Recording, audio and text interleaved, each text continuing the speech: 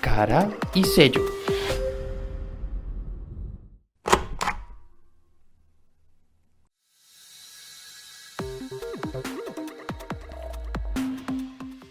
A la educación se le han endilgado muchas responsabilidades.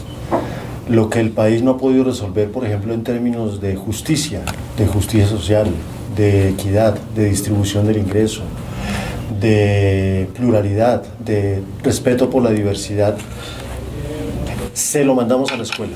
Pensamos que la escuela puede ser la solución y la gente en general piensa que si nos educamos en todos esos valores y para todos esos valores las cosas mágicamente van a cambiar.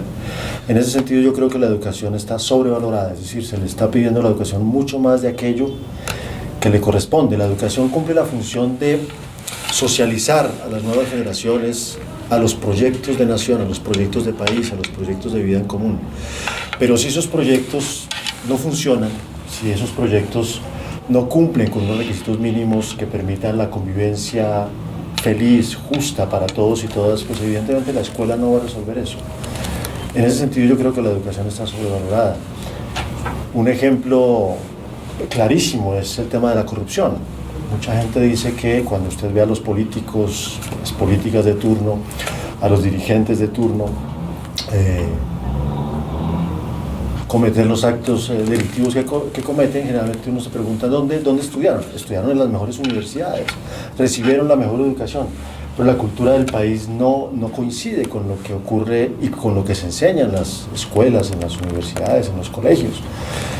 Los medios de comunicación no apoyan mucho, la misma conversación social que tenemos, las imágenes que en las familias le vendemos a nuestros hijos, a nuestras hijas, frecuentemente pesan mucho más de lo que se puede hacer en la escuela, y en ese sentido esperar que la escuela corrija eso otro es bastante poco probable, y por eso mismo está sobrevalorada, pienso yo, la función de la educación cuando se espera que la educación resuelva todo lo que como país no podemos resolver de otra manera.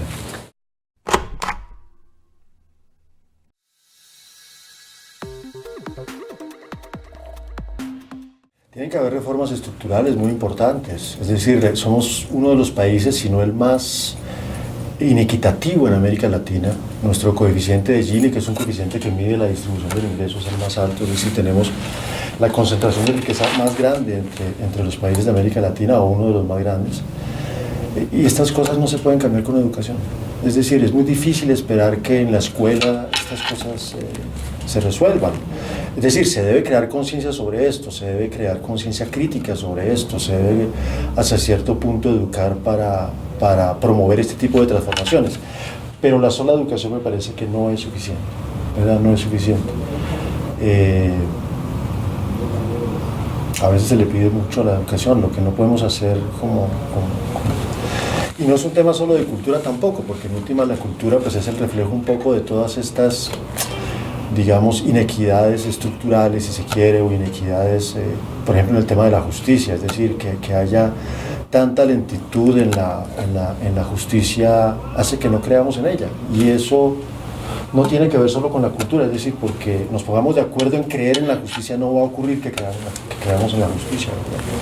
Tienen que haber reformas de fondo y tienen que haber compromisos de fondo, cambios muy de fondo que tienen que darse para que la cultura tenga, digamos, ese sustrato en donde las personas que se educan encuentren cierta sincronía, cierta coherencia entre lo que se les propone en la escuela y lo que ellos ven en la sociedad en general.